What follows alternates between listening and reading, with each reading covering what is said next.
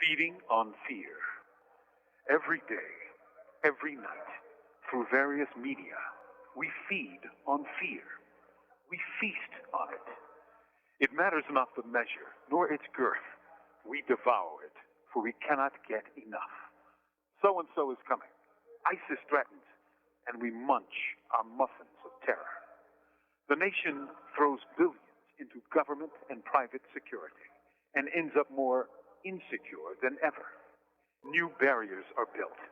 Cameras click on more and more street corners. More doors are locked, and fear grows. Since 9/11, a kind of madness erupted in the country. And after all is said and done, all the wars, all the carnage, all the loss has led to little more than pixie dust. Nothing. Newscasts have become fear casts as government and media converge to sow dragon's teeth of fear into the minds of millions. Coming up next, new threats.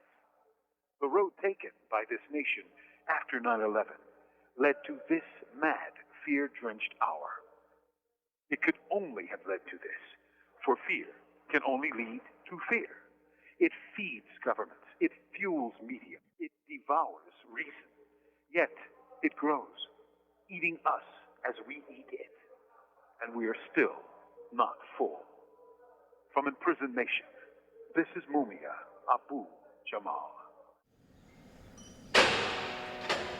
These commentaries are recorded by Noel Hanrahan of Prison Radio. All right, record. Oh yeah, Black Sun in the hizzle, all the shizzle dizzle. We got an excellent show here today, but first I want to say the views and opinions and that of The Arena does not reflect that of Comcast, its staff, or affiliates, and the views of Black Sun does not reflect that of The Arena. We are a council, and the views of White Sun does not reflect that of Black Sun. We got a very esteemed guest to my right. We want to get right to it. Introduce yourself. Rick Ross in the house, the real one. The only one, as far as I'm concerned. Okay. Y'all know me, your man Vincent Cheeks, entertainment, activist, humanist. Appreciate y'all tuning in to the Arena Uncensored. Appreciate you being here, Mr. Ross. I'm glad to be here. Thank y'all for having me. Big night for me tonight. Okay, Yes, sir. Yes, sir. it's your man Yanga, man. I'm excited about the show, actually. So it's good to be here like every week, man. And this week is just something special, be able to give back. So it's all good. Okay. Now pull that mic up, dude. Just a Okay, little let's bit get there. in here, because I want everyone All right. ready. Yes, sir. Man, we got a few quick announcements before we get into the show. Please, the phone lines are open. If you want to call in, 770-559-2999. That's 770-559-2999. Again, we have a legend in the building by the name of Freeway Ricky Ross. I know y'all want to talk to him, so hit our phone lines up. Speaking of that, he has a viewing party tonight at Johnny M's Pizza and Bistro, 904 MLK Drive, at 9 p.m. Again tonight, the viewing party at Johnny M's Pizza Bistro, 904 MLK Jr. Drive tonight at 9 p.m. Please come out and support our legend. All right, let's jump into the show. Who wants to kick it off here? Let's kick it off. Let's go into do what you do. Go into a little bit of the background, exactly who we have sitting with us today. Man, some of y'all might know him as a drug dealer. Some of y'all might know him as an American gangster, because he had his bio on BET under said name. Freeway Ricky Ross is the man basically known for introducing crack to America. Back in the 80s, CIA basically stood for crack in America, and it was said to have been introduced by this man sitting to my left, the Iran-Contra pharaoh Ronald Reagan, Ali North. Oliver North. Yeah, George Bush. George Bush Sr., Yeah. the good old boys. Just the good old boy. They were trading weapons, with the Contras over there, allowing the Contras to ship in massive amounts of cocaine into America, all the while turning a blind eye. Not only turning a blind eye, but instituting a war on drugs a couple of years down the line, but we're going to get into that. And with that, Freeway Ricky Ross, thank you for being here again, sir. My first question, Glad to be here, man. my first question for you is, tennis?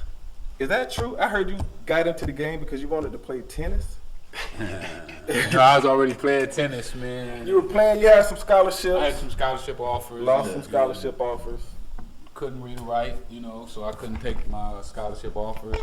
But yeah, I started selling drugs to help pay for tennis lessons and to go on the circuit and further my tennis career. My thing is, because you kind of like, we got New Jack City, we dealing with that TBAs, you kind of like the original Nino Brown in this joint. Yeah. You know what I'm saying? Them TV stories that they put on, I mean, even like the character, I don't know if you saw Kill the Messenger. Yeah. Oh, yes. It came out a couple weeks ago. Yeah. You see how they had. In fact, we have one of the actors. Yeah, one from of the that on actors that show. played the agent.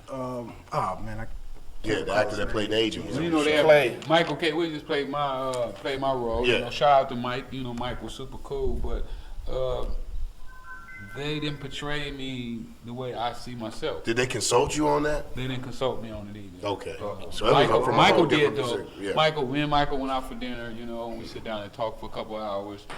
Not really enough to really get to know the character, but at least he did feel that it was important to at least get to know me. When the director, matter of fact, the director, he got chilled at one of the screenings because they invited me out to some screenings and stuff like that to help promote it, and the audience asked him, "Were you just getting to know Rick today?" He told the audience he was, I don't know what he was thinking about, but he slipped up and told the audience that he just met me today, and Wow. and the audience went off. It's like, man, you got this man sitting right here with you, who you knew where he was at. Yeah. He's alive, and you didn't contact him, and you just went and did this story without consulting with the number one guy in the story. Oh, Right. The main man in the So story. it kind of tainted their whole little story a little bit, I think. Here's my thing, because like we're sitting here with you, man, and I don't know if people really know how significant this is. You're, one of the major figure in as far as Africans here in America, black cultural shift. You know what I'm saying? I mean, changed really the whole dynamics of a whole era. You know what I'm saying? Bringing it, ushering in a whole era. How did all of that come about? I mean, and I don't want to do anything that, anything that may be incriminating or anything like that, but what were you doing before then, and how did all of that come to you, and did you just brainstorm like you and I were talking earlier, and you were saying that intentionally you guys thought you was bringing a little bit of Hollywood to the streets. So how was really luck. It was really luck for us. To even get into the drug business was kind of like a fluke almost, wasn't something that I thought I could get into right before I was in it. I've been hearing about cocaine, but I didn't know how I was going to ever be able to get into it. It was so expensive.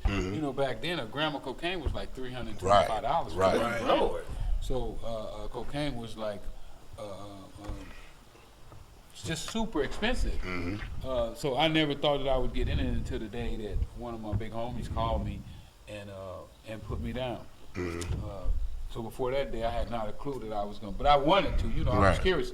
I saw the movie Superfly. Right, okay. Right. So what was it like that, okay, so you said, so now you're in the game.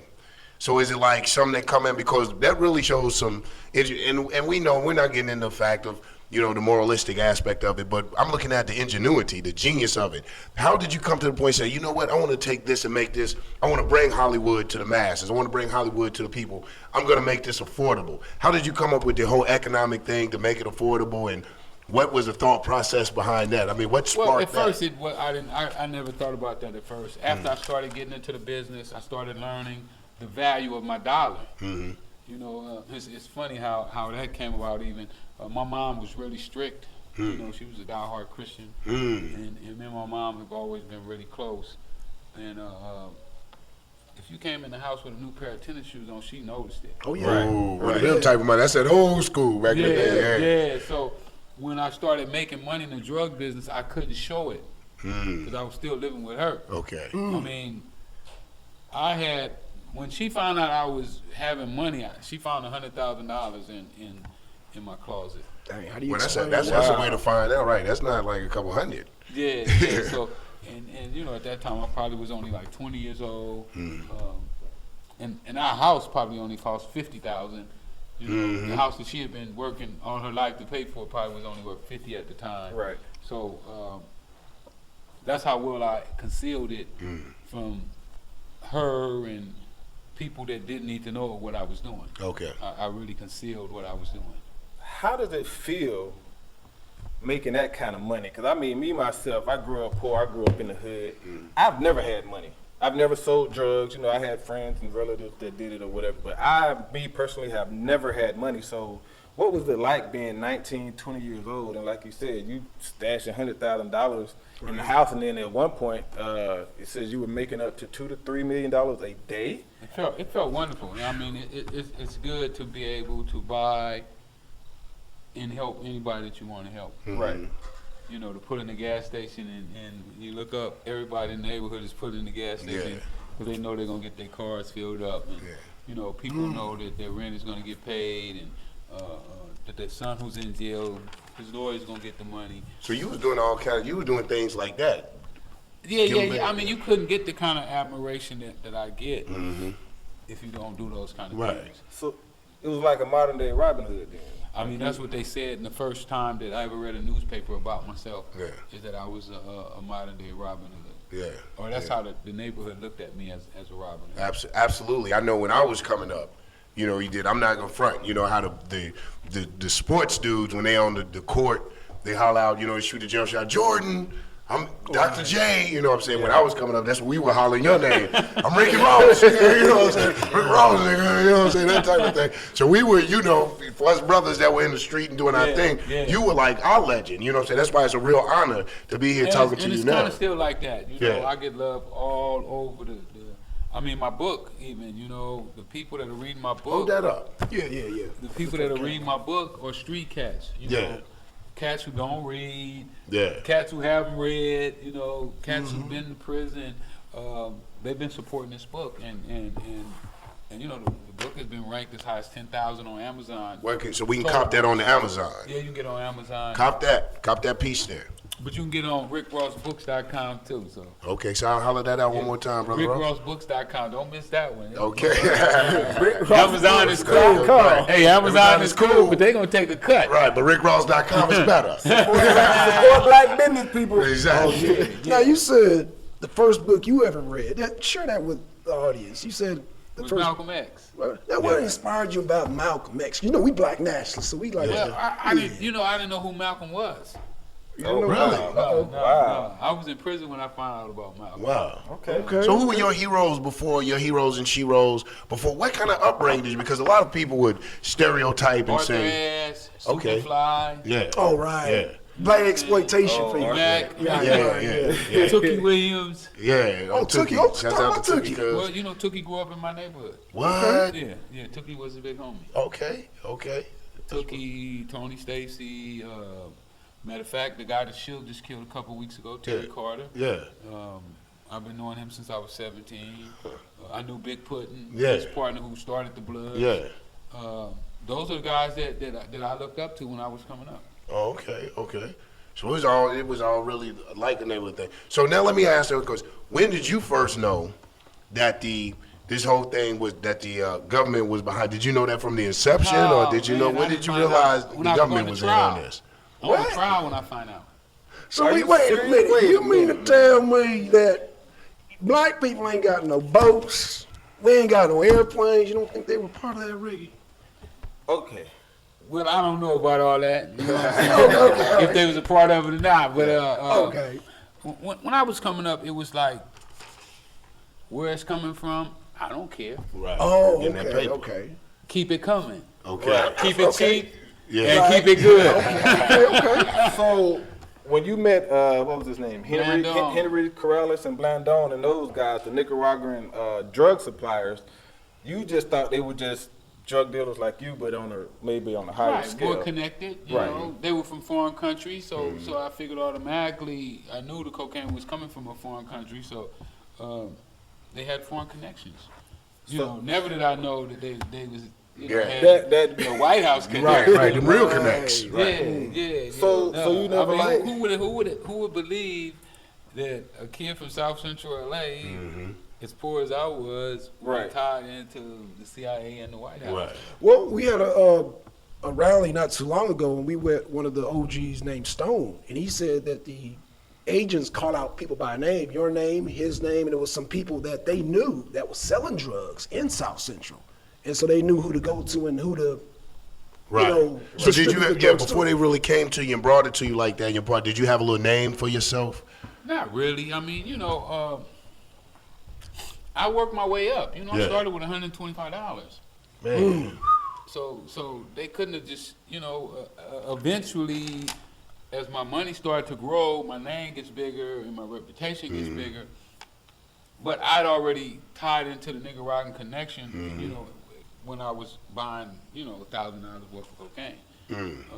But I was with the lower levels like Henry, Yeah. who probably didn't know about the CIA either. Okay. You know Right, what I'm saying? All he knew is that his brother-in-law was Danilo Blandon, who had great cocaine at great prices. Right. So he was probably getting it from him and shipping it, and you know, and a couple of other guys, you know, they didn't even know how high the thing went up.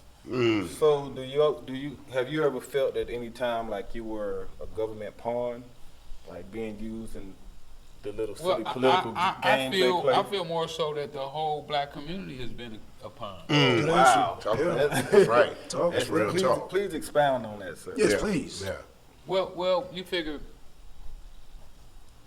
to know that Ronald Reagan basically sanctioned, because if they knew they were selling drugs and they didn't stop it, Right. then that's almost like sanctioned. Yeah, right, yeah. I think Professor Armour at USC said it's called explicity. I think that's the word that I'm looking for. Explicit, and it's almost like if me and you go in and rob a bank, and even though you don't go in the bank with me, But I know what's going That's down. right, you yeah. know what's going down, and you, Complicit. complicity. Yeah, complicity. And you Yeah, stand you outside the bank and you Right. look out, and I go in and kill somebody, then Complicity to murder. right, yeah. murder as well. Absolutely. There. So I believe that that's the same thing that really happened with this cocaine situation, and I didn't really understand that until Professor Jordy Armour broke it down. Because they killed two birds with one stone with that, with the whole Reaganomics era. And then they turned back around and locked up the undesirables. Yeah, exactly. Right. The people that Absolutely. they didn't really want around anyway. So the black community is taking a hit that's like, The war on drugs. yeah, I mean, we have more black men in prison right now than China, than Yeah, India, that's than right. their whole countries. And India has 1.2 billion people. But there's more black men in prison in America than India have in prison total. Wow. You got to understand capitalism. Right, right. And, You know, it's a business. you know, and that's like and that's how they incarceration. played us. Because you look in the Reaganomics era. But look they- what else Reagan did too. You know, he opened up private prisons. Exactly. right. That's Yeah, what that's that right. goes into that whole era of So now cutting the you go back to programs. private prisons. Yeah. I mean, it's just. They cut the programs. They cut, like you said, they cut a lot of things where they're criminalizing or creating an environment to where you're looking to means. Because one thing we're gonna do is eat. The black man's going. You're gonna feed them babies. You're gonna take care. So you're looking at the criminal thing and cutting the programs, and then you wage war on drugs. I think it was under Reagan's era was like what, 5 grams of hard or 5 grams. Yeah. 3 grams. 3 grams. Was like the equivalent of 500 grams of Come cocaine. on, man. So it was disproportionate prison sentence, like you said. They had the war on drugs and did that whole thing. Here's what I wanted to ask: when you were, because I know during the time when you was incarcerated, when you saw how the whole black culture, the phenomena that came behind, really, you know, you being a trendsetter in a lot of things, what was your personal feelings about? I mean, through the music, you got Freeway out of Philadelphia, dude was calling himself Freeway. You had, you know, Rick Ross, now he calls himself Ricky Rose or something like that. You had the music change, the culture change. We started getting into the bling era. You know, we got the arsenal increased, you know, the banging increased. Was there any feelings behind all of that when you sit here watching this whole cultural shift in our community? Well, you know, I really didn't see the culture shift until I was in prison, and I started to see it, and that's kind of how I started to make my plans on how to come back into society from that shift. I didn't like it. I didn't like the way it was going. Because when we sold drugs, we didn't sell drugs to put you down. You know, I could say, oh man, my car bigger than yours, Right. my chain bigger than yours. That wasn't what it was about. It was about trying to provide for a need that we had. So when I started to see, even right now, you know, I've spoke out to the rap community a few times about us coming together, you know, and trying to fix this stuff that's going on in our community right now. So definitely, it affected how I thought, Okay. and it did help me build my plan that I have right now. It also helped me write this book. Okay. When I wrote the book to deal with some of the ills that I saw that we had created from the drug era and from the rap era. Right, yeah, it definitely sad because I know right around that time was when the NWA came out. NWA, man. I mean, it was just, like I said, it was just the whole cultural shift. Like, Yeah. you know, he was saying that. And unfortunately, we did get into the individualism, but, man, we did the bling era and everything. That's Yeah. right. Now you just said it wasn't about flossing and having the big chains and the big cars and stuff. Now I want to quote you from. They did an article on you in LA Mag, Yep. right? With Jesse Katz. It's called "Freeway Rick It's Dreaming," and it says, in Rick's mind, he was creating wealth and lifting up his community. And he said, you used the phrase, you saw yourself as the chosen one. Yeah. As in you were uplifting your community. Well, you know, when you start to bring wealth into your community, I saw my community where I was at, I started to blossom. Right. Even though the other places where the money was coming from was starting to hurt. You know, we didn't see the destruction at first in our direct area. You know, I started seeing young guys with money in their pockets and, you know, and being able to take care Fixing of up their mama's family, house and fixing up things. mama's Yeah, house and, you know, buying daddy a truck, Right, you know, right. starting businesses. So in my mind, it had became that we're benefiting our community. We didn't know the long-term Effects effects of that it. it was going to have, that eventually, you know, somebody was going to lose their job behind it, that the people was going to start, you know, figuring that they could quit working their job and go on the street and sell cocaine. Okay, right. Because they could make more money selling cocaine than they could make on the job just so they could smoke. Right. So I started to see a lot of those things, and that's when the mindset started to change. So how long were you into it before you started to see the negative side and the destruction? Was it a few years? Was it after that hit an epidemic across the country? Probably about 7 years, 6, 7 years. Okay. It took a while. Well, because, you know, remember, you know, in my early stages, I was small in the game, you know. I started off with $125, so, Right. you know, it was days that I didn't make any money selling cocaine, you Okay. know. And then it went up to, you know, days I was making $3 million a day. But that was a process that had to be cultivated and worked. You went through the process and struggles of any good business, if you will. Yeah. you gotta have growing pains, you know. Exactly. I want to go back to this article in LA Mag. Again, LA Mag, Jesse Katz, Freeway Rick is Dreaming. When you went to jail, Mr. Katz said you were a 3-striker with no possibility of parole, but yet you seem to be more buoyant than ever. Can you Yeah. explain that to us? Well, what he was talking about is, you know, I went to prison, I was illiterate, but I taught myself to read and write in prison. Okay, I okay. started studying the law. And what I did is I started using the same principles that I use in the drug business Right, to do right. law, you know. Oh, wow, okay. Okay. I had figured that if I got myself into prison, that I could get myself out. Look at it like this here. If a person go to federal prison and knock on the door and try to get in, they won't let him in. You have to do something to get there. You have to earn that. So Right. what I figured is that I earned being in the prison, and I had to earn my way out. Way out of the way. So I started studying the law. I knew I was going to win my case, even though my lawyer said that I was through. The judge said I was through, and the prosecutor said I was through. Jesse Katz thought I was through. I had read the law, so I knew I had a second chance, and I just exercised those.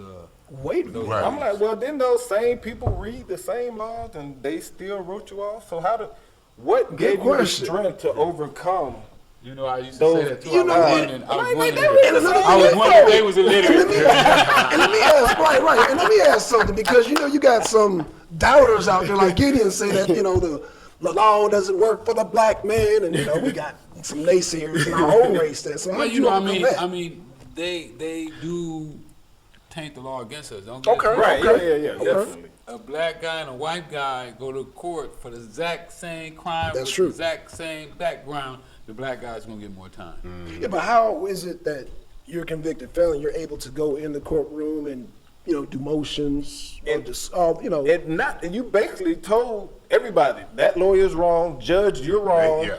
everybody's Right. wrong. But Freeway Ricky Ross says, "I'm gonna get up out of here." Right. Now, where That's do you right. get the strength to? Oh, he did a Fred Hampton. Well, I knew. He did I it for them. knew that. I knew what I'd read, because lucky that I did start reading, and because if I wouldn't have read, I would have continued to go along with the lawyer said. Right. And just took his opinion. But by me learning how to read, reading the law books, I'm reading 18, 19 hours a day. Oh, Oh, wow. yes. One thing I'm gonna say, man, that I have to marvel at, I didn't know that you were illiterate going in. That just even adds to your brilliance. You are a millionaire. Yeah. And everything. Man, you talk about hustle, brother. You was hustling hard. Absolutely. But I want to know, and I'm sure a lot of our people want to know the nickname or the title Freeway. Tell us about that, man. How'd that come about, and what's that all about? Man, it's simple as I grew up on the side of the freeway. My mom's house stayed right next to the freeway, and guys started calling me Freeway Rick. No, it was Rick that stayed by the freeway, and then it turned into Freeway. Oh, cause Rick. I was one of them hood things, cause you had a whole bunch of Ricks. Not Rick by the That's park. simple. Not Rick by the park. Rick by the freeway. But with guys like Jesse Katz Yeah. and the chief of police, when they get a hold to it, they're gonna put a whole nother. Because I heard it when you was Yeah. ripping and running the freeway. That's what they was saying. Right. Yeah. That's exactly what they was saying. Yeah, interstate. you was all you No, running the I was, freeway. I was ripping and Yeah. running up the freeway, Right. and then I started to buy my houses down the side of the freeway. I fell in love with. What was that about? Well, it was just something that you get accustomed to living a certain way, That's and then right. you just continue to do it. Okay. I've been staying by the freeway all my life. It was convenient, to live by the freeway. Rick, I got this. We love LA. It's an LA thing, man. It's an LA thing. They LA homies in the house, South Central homies. 110, 110, Yeah. Oh yeah. 110. He's on that 110. Had about that 110. Okay. Yeah. It's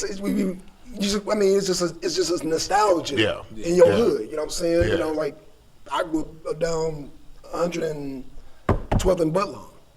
Then I moved to Vernon and 4th Avenue. But we call it Lamert. We ain't call it Lamert Park. We call it Patty LaBelle Park now. Patty LaBelle Park. Yeah, Patty LaBelle Park. His nickname and stuff.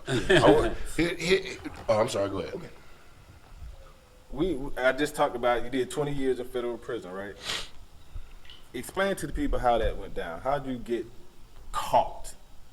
We know you got set up, because I know you had left the game for a while. You went to Cincinnati, laid low for a while. You was trying to get out the game. How did you? They mad you trying to get out the game. How did you end up getting caught in doing the 20 years? Well, Danilo Blandon, who was my supplier and a friend, called me one day. He said he had 700 keys. He was caught up with the Colombians, owed them some money. He needed to get off of them so he could take care of his bills. And he just kept calling me for 6 months.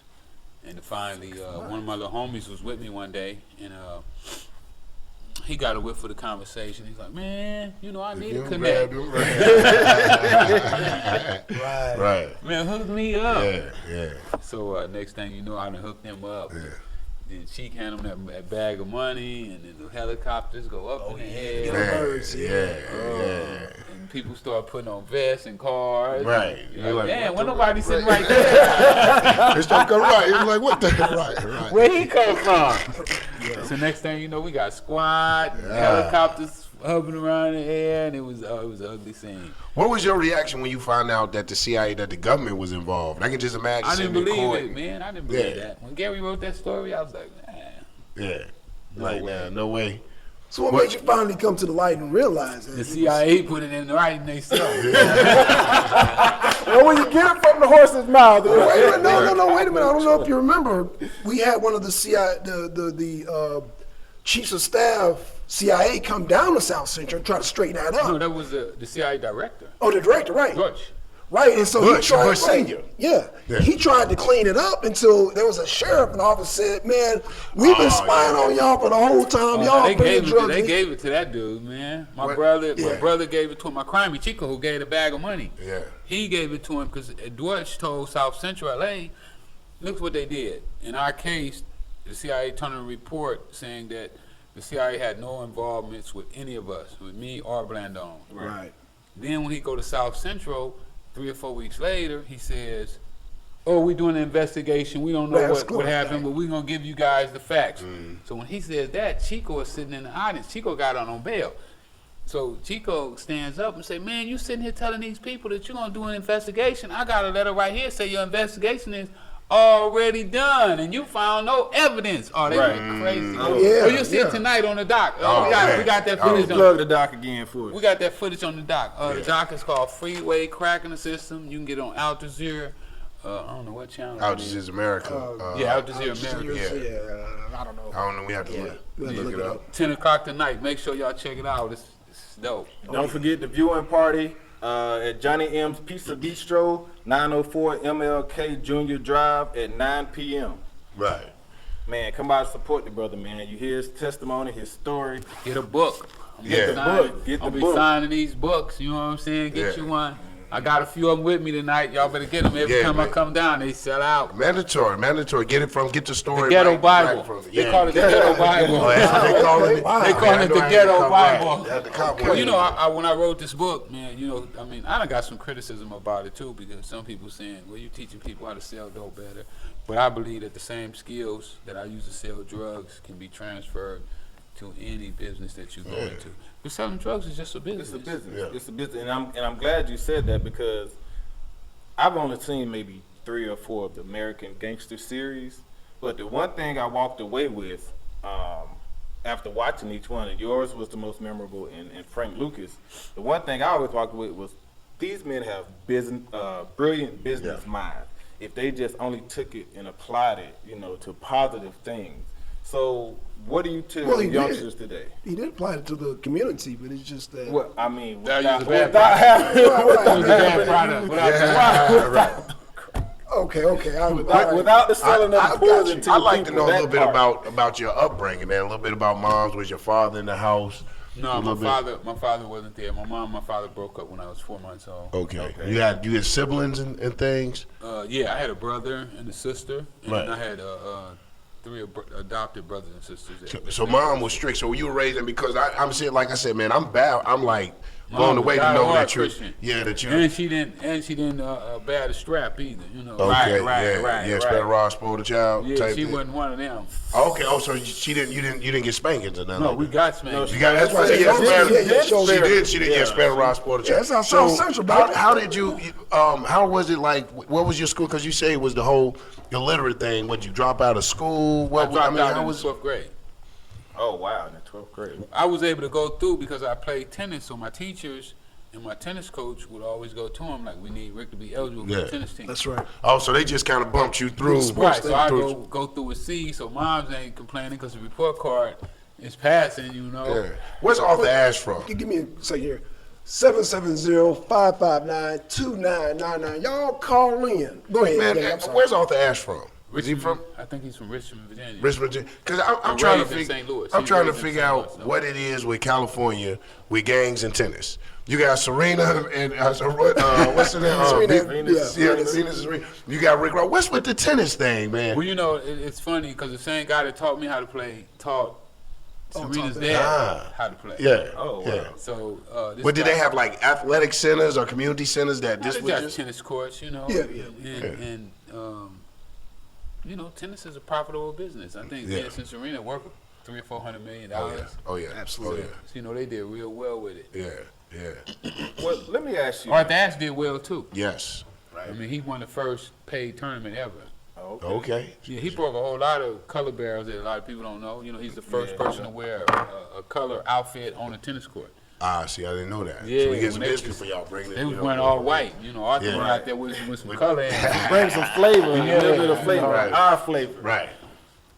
Let me ask you a question about fear, because, you know, we've been talking to you for close to an hour now. You seem pretty mild-mannered to me. You know, it seemed like someone that would be the head of a drug kingpin, as they would call it, if you will.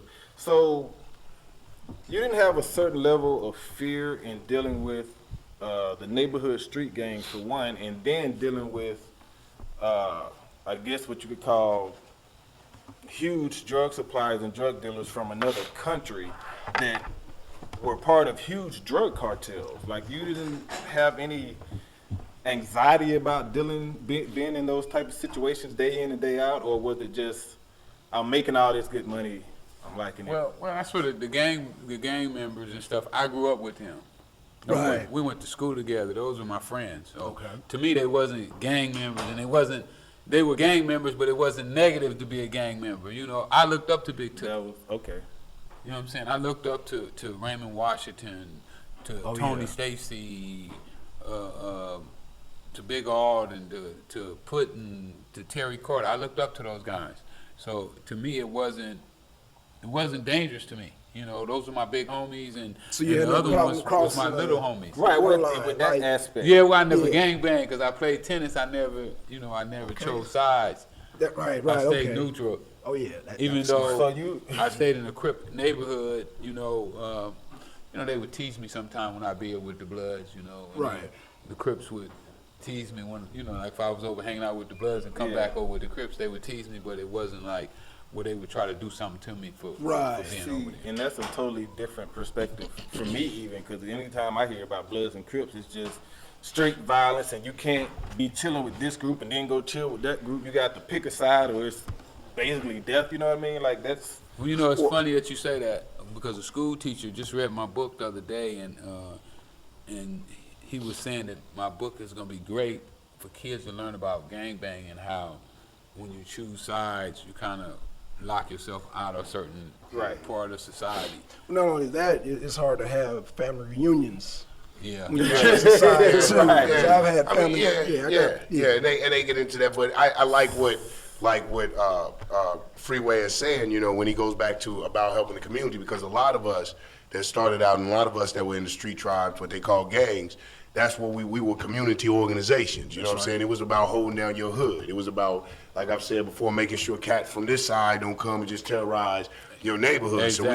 So we were real. It wasn't just all about, this cat got on the other color, let's go to the other side and do this and that. We even Tookie said that, that's never what they Never big- made the Crips up for. Right, rest in peace, big homie Tookie. Without You know a what I'm doubt. saying? Without a No doubt. man. They ain't gonna never die. He never died. Tookie never died. And it goes to show, and that's why I'm glad that you're here out to come and be able to, with the book, and come to rectify a lot of things. I think Tookie is was a prime example of why that so-called prison rehabilitation doesn't work. Here you go to a man that they say was, notorious for all of these things, and end up being a Nobel Prize nominee and a right of children books, and they still murder him. Right, yeah, So yeah. that's the whole thing. So one of the things, let's talk about, because we've touched on a little bit about what led up, what made the Freeway Ricky Ross. What are who is Ricky Ross now? Who, you know what I'm saying? What are your plans, your objectives, your goals? Tell us some of the things that you have planned for the future. Well, one of my main goals right now is to teach as many of our young black brothers what I learned about society, mankind, the world, economics. Right on. Just the whole system. Because I don't believe that anybody ever taught us how to function over here in America. That's It's right. never their goal for us to be successful, for us to be their competitor. Right. We came over here for one specific We're a reason. commodity. Yeah. And that never really changed. I mean, it changed in a sense, but that never changed the mindset of a certain group. Never changed of what they wanted us to do. Right. So it's our goal. It's our goal, as a people, to educate ourselves and educate our kids. Now, I read that it says that your mission today is to teach literacy, first and foremost, like you just said, reading, writing, and financial. For me, I'm a former educator. I used to be a teacher. That's right. In the hood. Because I believe What's the in difference? giving What's back the difference? What's teaching in the hood, teaching in the hood? The teaching It's in a the big hood difference. is huge like that. Not only in the dynamics of the school, but in the politics of how the schools are operating. And how to get funds. And how to get funds. That's right. It's a huge difference. So I make that clear because I specifically wanted to teach in the hood and give back to my community. And so when I saw that, that touched a special place in my heart. So I also joined this organization called Operation Hope here in Atlanta. They're connected with the Martin Luther King Center downtown, and what they do, I'm going March 12th. They're going to teach me financial business because I wasn't taught myself. Like you said, that's something that we're not taught. And I went to, I got my high school diploma. I went to Florida A&M University for undergrad, and I went to Georgia State for my master's. And I still didn't learn financial literacy. So it was, when I learned about this program, it was something I really wanted to do. And so they're going to teach me financial business. And then the program is we go into inner city middle schools and high schools. I know a great teach book. Financial literacy I to know the a great kids. book for teaching you that. I do too. Man, please. Hold up the book. Hold up the book. You know what I'm saying? I'm serious. And listen, we sitting here talking. I'm sitting here thinking, because you're talking about educating, there's one of, and we know it's one of the things of the Panthers, we want to take control of our own education in our community. Absolutely. We need to push for, to have books like this on the curriculum. Absolutely. You know what I'm saying? That is Absolutely. relatable and identifiable to our struggle and to addressing It's specific amazing issues. how young kids want to read my book. When I go to those schools and speak, the kids want to read the books, but the principals, they don't want to fuck over their cash. Yeah, but they'll get everything else in there. So not only fork over the cash, but they don't want to empower us also. So you got to look at that. Well, that was my other question. Do you find, is there, with your new mission, your new lease on life and the direction that you're trying to go in, is there a lot of opposition, and then is there still opposition from the government? Are they pissed at you? I forget we're on man. I'm rapping. I get a good conversation, man. I forget that we're on television, your verbiage alert. But is there opposition to what you're trying to do? Absolutely. Definitely, like with a lot of black colleges, they're afraid to let me come on their campuses. Why is that? It's ridiculous. Because they both looking. They ran by the state first and foremost. Okay. You have to take that into And consideration. you got to figure the directors are probably black, and they shouldn't be in that position. Okay. They Okay. really didn't earn that position. Right. Somebody may have given it to him. Because when you earn something, they can't take it away. Yeah. So, but I think those are part of the reasons, that what will people say about them associating? And that's what I was going to ask. Is there still a stigma attached to absolutely. who you are or who you were? I think definitely people associating with me is definitely a risk.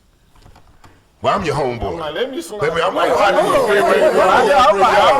got the gavel. First of all, Vince, you here on the arena. On the arena. With some black nationalists. I'm just It's okay, I'm all right. You're right. And I love it, man. I'm gladly proud, man. Yang is a partner of Freeway, Ricky Ross. Hey, Mom. Yeah, man. I'm on team with Ricky Ross. But, man, because, man, I got to dap you, man. Man, you just don't know, honestly. This is like, like I said, I've been screaming your name forever. I appreciate You know what I'm saying? So to have an opportunity to come and hear this and to see the change that you've made and such a positive change, and to be able to face these, these negative stereotypes and stigmas that have been attached to you coming out. But on coming out, and with everybody, man, Ricky Ross is out there. What has been some of the hardest things that you've had to overcome, or some of the adjustment period? How has it been adjusted to the newfound fame and to the author notoriety? Well, you know what? The hardest part of being out is been the financial part. Okay.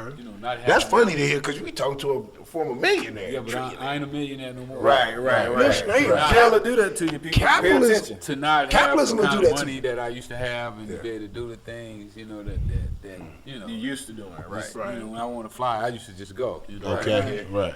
Hey, book me a flight. Right. I don't even know the ticket costs $1,000. Right, just Who do cares? it. Just Right. do it. Right. They say if you got ass, you can't afford it. But now, dealing with those kind of issues have really been challenging, but a challenge that I accept. Okay. You're going to see on the documentary that Man, I can't wait to see it tonight. when I was in prison, I knew that I would have these type of challenges, and I'd already accepted the fact that I was going to have to go through that, and you know, and it's just a part of growing. So the reform for you really started in prison. Is this a redemption Absolutely. in your mind? Is this an act of redeeming? Are you some kind of way, subconscious, like, okay, I'm good? Because like I said before, we got to keep it real. No, not really, because I don't really, I forgave myself already. Okay. That's important. You know, Forgive yourself for what? What did you feel the need to forgive yourself for? for any wrongs that I done. Okay.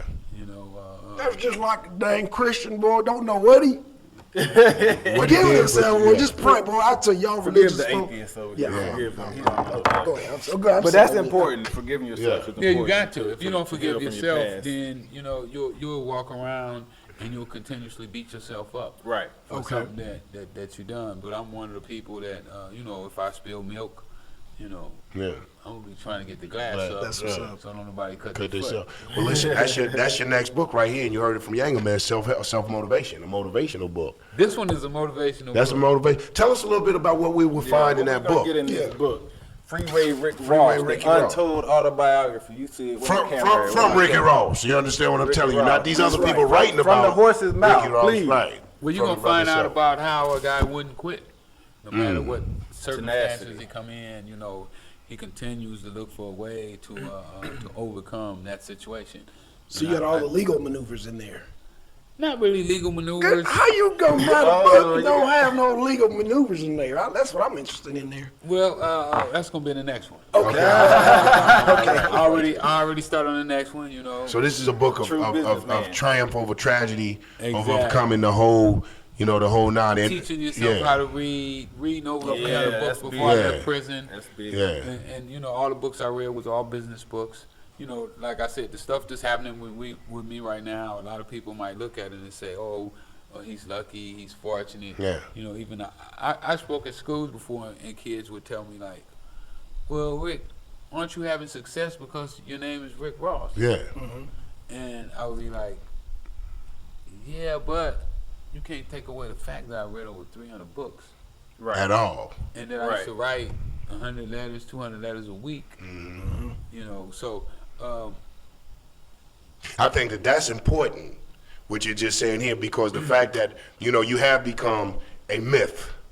So this is a legend. So this is really goes into who you are and the work that you've put in, like you said, the reading the books, the going on. But going on your name, that's what I want to ask. I can't let this show go by without asking, how did you feel when you heard somebody out there damn near just trying to be you? I don't never get to do a show without answering that question. You know you're not going to be able to do. You know You know that. what? Yesterday when I spoke at the college, I answered just for all the questions, and the last guy still. The last Oh yeah, Got to. Can't escape. Got to. Can't I mean, escape. because I can't Well, imagine. big, yeah. I can't imagine. Right. I can't imagine somebody just, you know what I'm saying? I'm gone for a minute. I just have this. Somebody, I'm young and Krumah.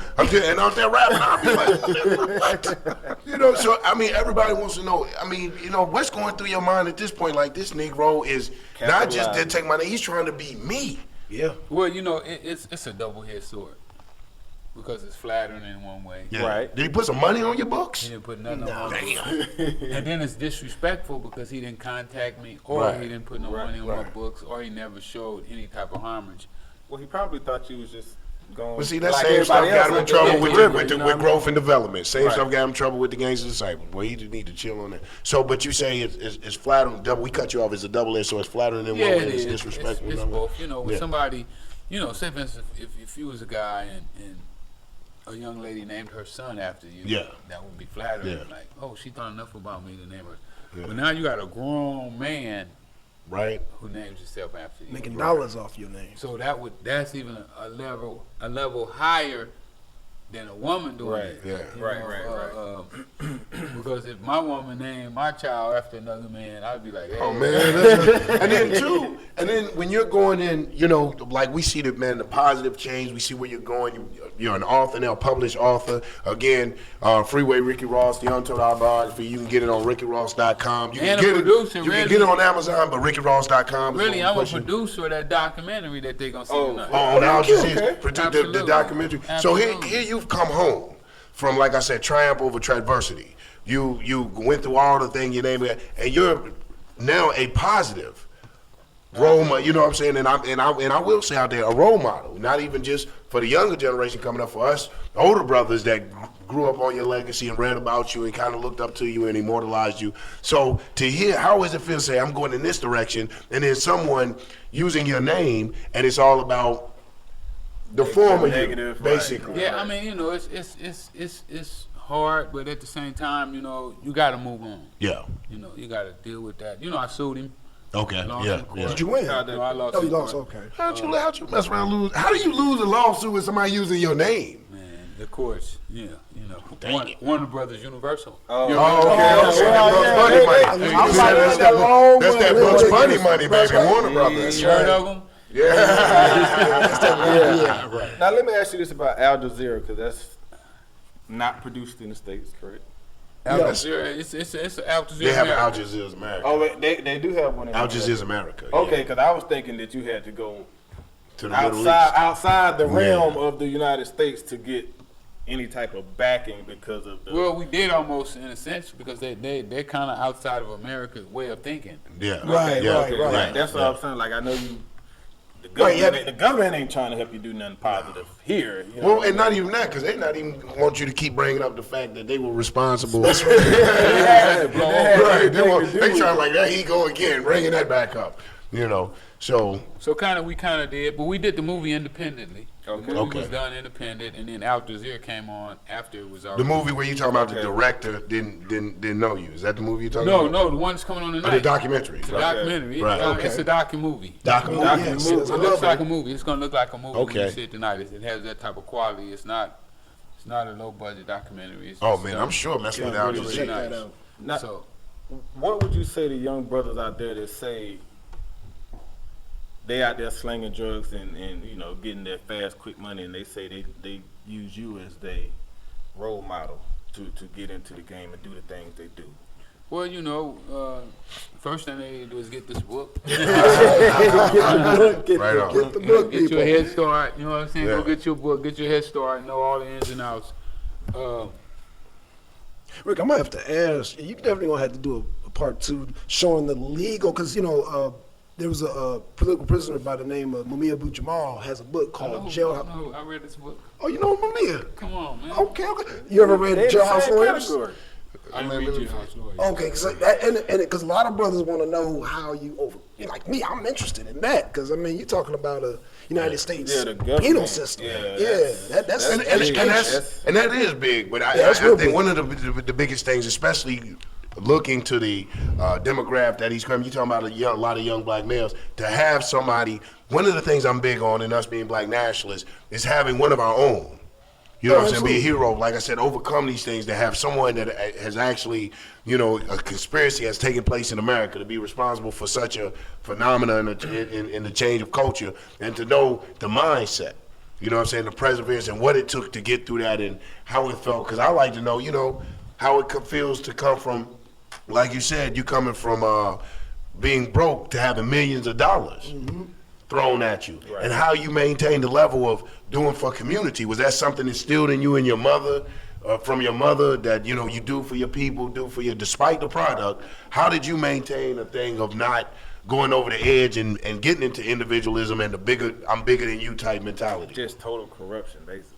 Yeah. I don't know where it comes from. You know, it's just something that I just figured out. You know that it ain't fun being rich by yourself. Right on. You know, if you got to go to the hamburger stand or the pizza parlor, and then you got to buy all your friends food, you know, they can't never buy their own, and these are really your friends. Right. You know? right. So ain't no fun if the homies can't have none. Yeah, I Okay. mean, I like that song. Well, you sound like a socialist. Go ahead. I'm sorry, Rick. But you know, I said that it's enough wealth to go around. Right. You know? Wait, man, that sounds like socialism. Yeah, well, you know, that's that African communalism. He's coming from an era where it was about community. You know what I'm saying? So he got, and then definitely we want to send out shouts out. We want to thank Miss Chocolate for hooking this thing up, That's right. making this Miss possible Chocolate, thank you. for us bringing to the show his other management. I'm sorry, I forget the sister's Shout name. out to the management. Shout out to the management team, Sherry? Sherry. Shout out to Let's, Sherry and the management team for bringing them down the lounge and making this possible. Let me ask you this question about the government. being that since the 80s, drugs have been prevalent in the black community since then, what do you think is the ultimate agenda of the federal government for allowing the drugs to continue to be shipped through the black communities like they have? Do you think they're trying to lock y'all up? Control. Control. Drugs is controlling. Yeah. Okay. I mean, drugs is like TV and radio. You know, it's all controlling. You know, they want to have control over the mass. Yeah. You know, to give them their ideas and have you to do what they want you to do. Keep their hands in their pocket. Yeah. Keep your hands in. You said it best. Keep your hands in the pocket. And that goes for the marijuana too there. Right, but you can't I wouldn't put marijuana in that category because marijuana is not destructive like And it has medical benefits. properties. Depends who you have, man. I was at a meeting with some young brothers was stuck on stupid. High as a kite. Well, you know what? It probably was good that they were stuck on stupid. 20 years. And they wasn't out here doing something else. Doing something stupid, right? It probably was better, right? And the whole thing is they can't tax it. That's probably why they Right, they want to make good money off of it. Well, they popping up in L.A. They got the weed shops everywhere. Now. Yeah, Right. yeah. Yes, they do. I So mean, that's you're gonna get with the whole medical marijuana thing? I'm learning about that right now. Okay. The benefits of it. You know how it affects certain people. So are there any political aspirations in Ricky Ross's future, man? Are we gonna be voting for, you know what I'm saying, Rick Ross for running on Senate? Congress? Man, you got my vote, brother. I'll run your campaign. I doubt it. I don't think so. No, I like the streets. You know. Okay. Politics and the streets go hand in hand, Mr. Rick. Yeah, kind of. I guess they might, but I don't know. We're gonna leave the future open. Okay, that's what's up. We ain't gonna write it off. We ain't gonna write it on. You know? Okay. So where you still in Cali? You still reside in Cali, man? Yeah. What's You think we ever get you down here in the A? I'm here in the A right now more than I'm in Cali right now. You know? Okay. So, Oh man, that's what's I'm up. technically in the A. Okay. But Cali, man, that weather and You can't beat it. no, you can't beat it, man. 75 degrees. Yeah, 70 that's degrees, right. man. But it's a lot of us down here, and there's a lot of these Africans in America down here in Atlanta, man. So while you down I here like Atlanta, doing the man. thing. I really do. I really like Atlanta. 5 minutes. Let me ask going off. another serious question here. What do you think about privatizations of prisons and the mass incarceration of black and brown men being the new Jim Crow? Well, I think that it's crazy the way this whole private prison system was set up. In some states, when they made the contract with the prison owners, that they made the states guarantee a 90% occupancy rate. That's right. Right. I read that 90%. How could you guarantee an occupancy rate for crimes that ain't been committed? Absolutely. Wow. Man, so we coming up on our last minutes though, man. Let's plug everything again. That's right. The We book, didn't take the no show. callers. Callers didn't call, man. Listen, We didn't get they no callers. snoozing. They The callers snoozing. But this is what's gonna end up happening because we put this on YouTube. We're gonna have so many hits and comments on YouTube. They're gonna want to know when you coming back. Yeah. So when you back in Atlanta, can we get you to come back and do the show We'll again? come back. We'll come back. Y'all heard it here. We got them locked in. It's on tape. You got it. Screwing at the mouth. You know what I'm saying? No matter how big I get, You gonna remember? Come back to the remember room. Let me speak to the humility of this man. This man is so Humble. humble. The brother came and He asked for a drink of water before the show started. Brother Gideon went and got the man a jug of water to fill his cup of water. Do you know that this humble, legendary gentleman and scholar poured everybody's water at the table? That, for me, I must say, coming from the background that you come from and that's just being a hard man that's in just- prison, you got to be hard. that's just a general, man. The general also always make sure all the man. truth see. Well, everybody said First. make sure all the The truth. general make sure the truth truth is eat first. right. 'Cause they Right. don't want And to Jermaine, that's a form of socialism. It's not capitalism. Capitalism is every man for himself. I think it's I think why it's so mind-boggling is like you said, it's you have these images of people, Right, like I had them up here, like, man, bro, 'cause gonna we come grew in here up, like- you know what I'm saying, screaming your name, this and that. So you kind of, when you don't know someone, you kind of just put all kind of things. So to actually meet the person and And the meet with those. stereotypes that society has put on the black. Right. drug Black, dealers. that's right. Anyway, right. That's Black. true. Listen, let's plug these. Let's plug everything again. We're going on 3 minutes. Let's look. Cop the book. If Yes, you don't please. cop nothing else, man, cop this book. You can get on RickyRoss.com. RickyRoss.com. Let that be your first. Hey, if you gotta go to Amazon, go to Amazon. But yo, we doing the RickyRoss.com. Cop the book. If you ain't cop, you ain't reading. If you ain't reading this, you know what I'm saying. And then the show tonight. Tonight at Johnny M's Pizza Bistro, 904 MLK Junior Drive at 9 p.m. We have a viewing party. Once again, that is Johnny M's Pizza Bistro, 904 MLK Junior Drive at 9 p.m. 9 o'clock. Come out and Al meet Jazeera's- your man, Ricky Ross. Al Jazeera's in America, airing the movie documents, the docu-movie. You know, it's airing tonight. Check that out. Don't be lazy. Check it out. You call us who didn't call it, you're going to hate us. You're going to I had a million questions to ask. You sit there thinking of your questions. Check it out. But the brother said that he would come back on the show again. We see you exhausted, man. I know you're doing the whirlwind tour, he's man. all We got over you the in country, it. If you man. rolling with Miss Chocolate, I know she dragging you everywhere. We got you seeing everybody.